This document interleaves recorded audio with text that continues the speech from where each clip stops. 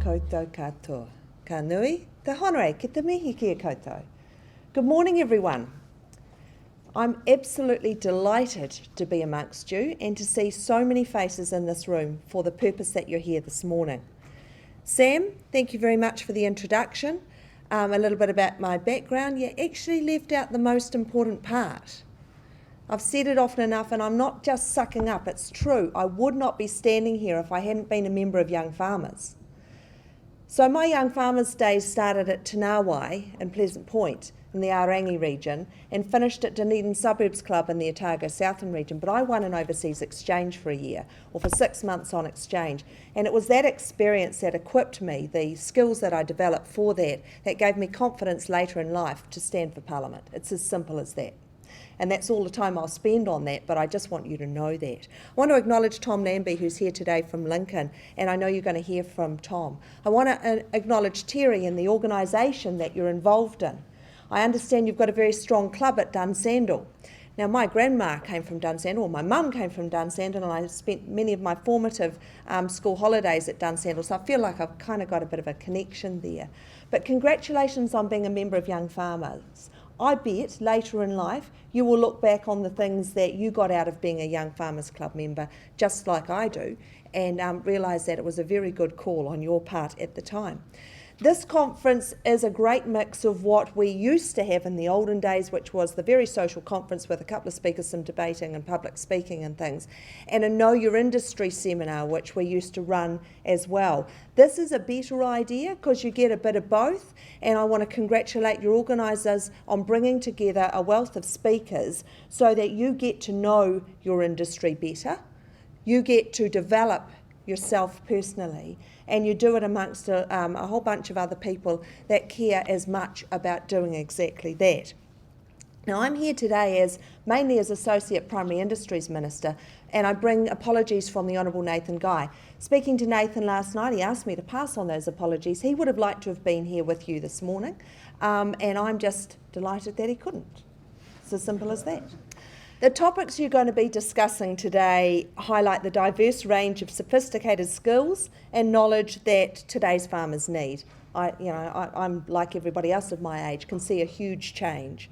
There's a strong focus on business skills, on banking, on diversification, and also succession planning. The importance of people in the primary sector is also highlighted through your staff management workshops, the employment law, the health and wellbeing. The focus on technology as the primary sector becomes increasingly reliant on better tools, processes and products that enable us to compete successfully in international markets is also really valid and important. In terms of New Zealand and the wider world, just to touch on that, primary industries continue to play a vital role in New Zealand's economy and our international trade. If we stopped trading, we'd be a very poor nation. Over 70% of New Zealand's merchandise exports come from primary industries. But while the primary industries continue to be the mainstay of our economy, the profile of the primary industry exports is continuously evolving in terms of markets, in terms of trade relationships, in terms of diversification and more value-added products to meet changing consumer demand. This week I was at the opening of the mozzarella plant at Clandeboy. I grew up at Clandeboy, went to primary school there. Played Barbador on the field where we were having our speeches the other day. And it was really weird to be thinking that back then, when I was leaving school, everyone was talking about value add. Here we were, all of these many years later, seeing at Clandeboy that the mozzarella cheese, which in past days used to be developed over 2 to 3 months it took to make it, can now be done in 6 hours. And it is that patented technology that will see the benefit to New Zealand getting involved as a major player in what is a $38 billion industry worldwide. That's pizza cheeses. New Zealand's primary sector export revenue is expected to increase by 1.9 billion to 37.6 billion in the year ending June 2016. Now, everyone knows that dairy markets have been volatile over past months, and dairy prices are forecast to fall 3.7% in the June 2016 year, and we've seen a lot of that happen already. But while dairy prices have declined, This will be offset by growth in meat and wool, horticulture and the forestry sectors. The latter sector, the forestry sector, or those sectors in fact are really relevant to your regions. And forestry, from my own perspective as Associate Minister, I have responsibility for the forestry sector. It's forecast to increase by 13.1% to 8.3 billion. So it's that whole diversity looking right across the sector that is important to remember when we know that as a nation that will help assist those who are going through some tougher times, which they most definitely are. Horticultural export revenues are forecast to rise from 4.2 billion in 2014-15 to 5.1 billion in 2016-17. And some of the areas that's particularly happening in apple and pear volumes and also the green kiwi fruit harvest.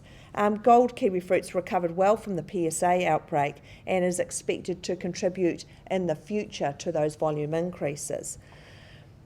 But when it comes to volatility in international markets, well, that's farming, as they say. Prices and demand can be affected by economic conditions overseas, are constantly and more importantly these days affected by consumer preferences or changes in production responses to factors such as climate as well.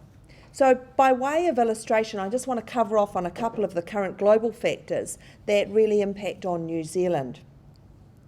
As I've said, global growth of 3.6% is forecast for the 2016 calendar year.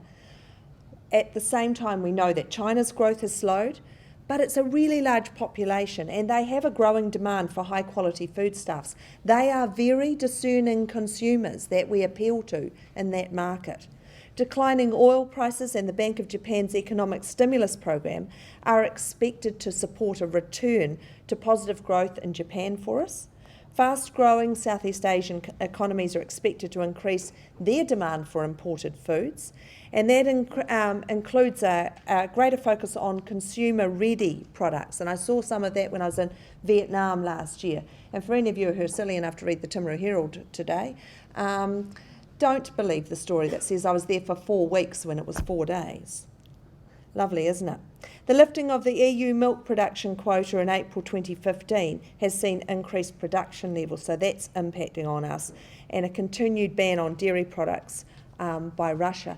So these are some of the global players that affect us, and we've certainly seen what some might describe as a bit of a perfect storm in terms of the impact on dairy returns.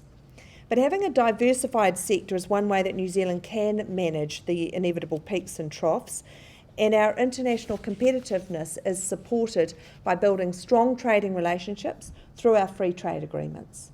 Innovation as well, an excellent food safety system, and most importantly of all, having excellent people in the primary industries. So I want to briefly touch on those now. I need to talk about the Trans-Pacific Partnership. The more we get the word out about what it really means, rather than some of the slogans we've seen, the more we'll get New Zealanders to understand the potential that it has for us. It will be our biggest free trade agreement, and it's the first free trade agreement with the United States, Japan, Canada, Mexico and Peru, and has real significance for us in being in the game with those countries.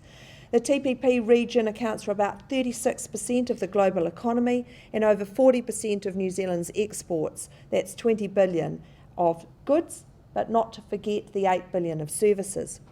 Right now, that is. The TPP is estimated to add at least 2.7 billion a year to New Zealand's GDP by 2030. Now, you've heard that and you've heard people say they don't believe it. Well, actually, I'm not sure I believe it either, because I think it's probably a very conservative estimate. What we know out of the China Free Trade Agreement is that it delivered 11 times what we predicted. And I'm kind of thinking this is likely to be the same. New Zealand will see total tariff savings of about 274 million a year on goods exports. Of these, an estimated 262 million will accrue to primary industries, so that's the lion's share by far. Not being part, I've alluded to this already, not being part of the TPP would put New Zealand exporters who are already exporting into those nations, in particular the 5 that I mentioned, at an extreme disadvantage because they would be focusing their efforts on those countries they have an agreement with. Being out would not have been a good idea. This was signed on the 4th of February, but the process from here is that the text has been submitted to Parliament. It's currently being looked at by the Foreign Affairs and Defence the Foreign Affairs, Defence and Trade Select Committee. And what will arise out of the agreement is some legislative changes that will go through a complete parliamentary process, introduced in a first reading to the House, off to Select Committee, submissions from around New Zealand, heard by the committee, back to the House after the committee's deliberations for the second reading, committee stage and third reading. A full process where New Zealanders get a chance to submit on that. I hope young farmers and members of young farmers will get involved if they see that they've got a stake in our involvement with the TPP. That's my challenge to you. There's going to be meetings and consultations. There's been a lot already. A lot of those have been with the sectors that are most affected by the TPP. But we're going to have roadshows around the country from here on in so that the public can learn more about the TPP. Now, the European Union, back when I was in the UK on exchange back in 1984, was in a bit of an uproar. They didn't want New Zealand dairy products over there, and at times I was told to leave my blazer off, which didn't feel good, you know, the blazer with the emblem on it, when I went to public meetings in the UK of farmers. Now, so we weren't that popular over there back then, but New Zealand's trade relationship with the UK and with European countries has evolved over time, and we have another great opportunity right now. It's a key bilateral partner, but negotiating a free trade agreement is a priority, and the opportunity is now. Now, you know, any of the free trade agreements we've negotiated has only happened over quite a few years, and this will be the same. But what we need is a level playing field for New Zealand's producers and exporters. That's what free trade's all about. When it comes to innovation, I've already mentioned the mozzarella. In terms of Ministry of Primary Industries, their focus is on e-commerce, not only their focus, but we know that there's been a growth in e-commerce as a means of New Zealand exporters extracting more value, connecting directly with consumers overseas. We need to keep up with that, and by we I mean government, MPI ministers and in MPI, but also across the field.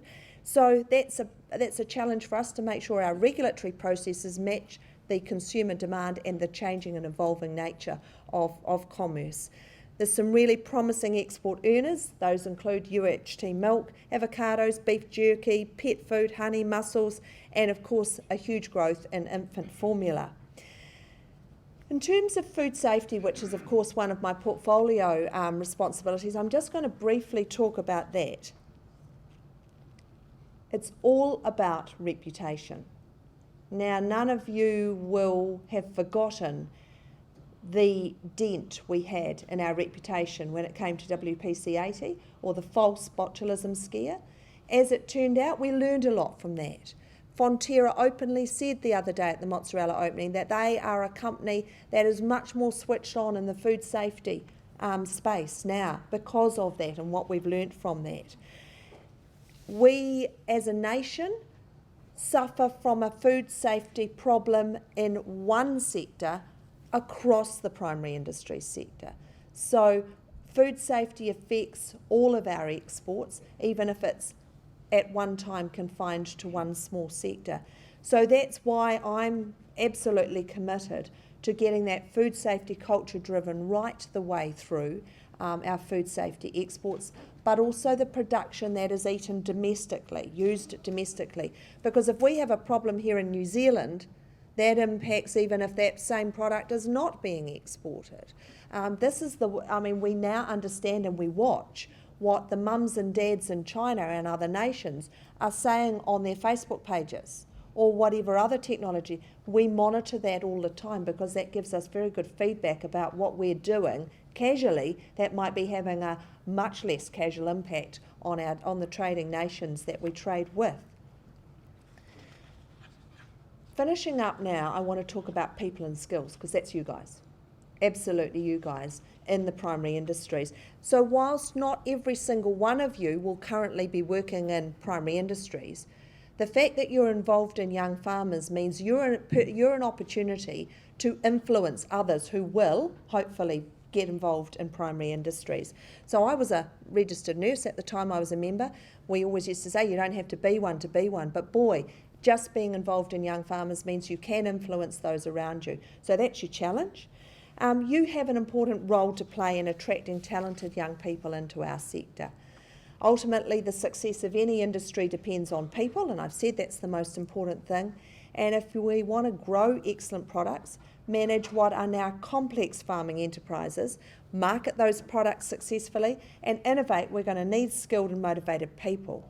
In 2014, the Ministry for Primary Industries, Beef and Lamb New Zealand and Dairy NZ jointly commissioned a study on future capability. That found that we've got currently 350,000 people in primary industries currently working. That's 1 in 6 jobs nationwide. But there is going to be a huge demand for more. And the challenge now is to make sure that we have those people, New Zealanders understanding there are great jobs for them in the primary sectors. And even many jobs that don't necessarily look like they're in the primary sector, but certainly are integral to the success of the primary sector. We need about 50,000 more between now and 2025. So we're going to need a lot more people going to Lincoln University, and Tom's got some good news on that score. But we need to excite young people, even before they get to secondary school, about the capabilities. We need to portray working in primary sector as a positive thing to do. Your Young Farmers Organisation's been a participant in the PICA, or Primary Industry Capability Alliance. That was established back in 2012. So Dairy NZ's in that, Beef and Lamb New Zealand, Primary Industry Training Organisation, Lincoln University, Foundation for Arable Research and the Ministry for Primary Industries. It's a broadly focused program bringing together information, events and resources focused at every level, from primary education right through to mature workers. So that's part of dealing with the challenge I've just raised. But we're also targeting schools through the Enterprising Primary Industries Career, or EPIC Challenge, which we launched back in 2014. That challenge is for Year 10 students to raise awareness about the many and varied careers that can be found in primary industries. And it's been quite an innovative way to engage with them and have them spread the word in their own innovative ways. One last thing that I want to mention that you folk and young farmers are working alongside of MPI on is Future in Tech and the industry stakeholders to provide schools with access to industry ambassadors. Now, how many of you had someone come into your school and talk about their particular career when you were looking at what you might have done? The odd person, I know my husband's done a few talks to schools about dentistry, so the students are looking at what they're doing, and that's the sort of thing when you think, because you've heard from someone working in the field, gosh, that sounds like fun. I reckon I'd get up in the morning and want to do that job. That's the sort of thing that inspires. Now, sometimes that comes from a grandparent talking about the role they played, but the ambassadors, we think, are another approach to doing it. Your theme this weekend is Learn, Succeed and Grow. So looking at your conference workshop topics, you're going to have plenty of opportunity for that, but it needs to be all year round. And so I encourage you to take that theme, use it for the next year, use it in young farmers, have a lot of fun, as I did. I know you do as well. But at the same time, see your organisation as really vital to the future of New Zealand's primary industries, because you are, and you're so much stronger than you have been in years past, and that's fantastic as an ex-young farmer to see. So thank you for the opportunity to be here this morning. Nō reira, tēnā koutou, tēnā koutou, tēnā koutou katoa. Thank you.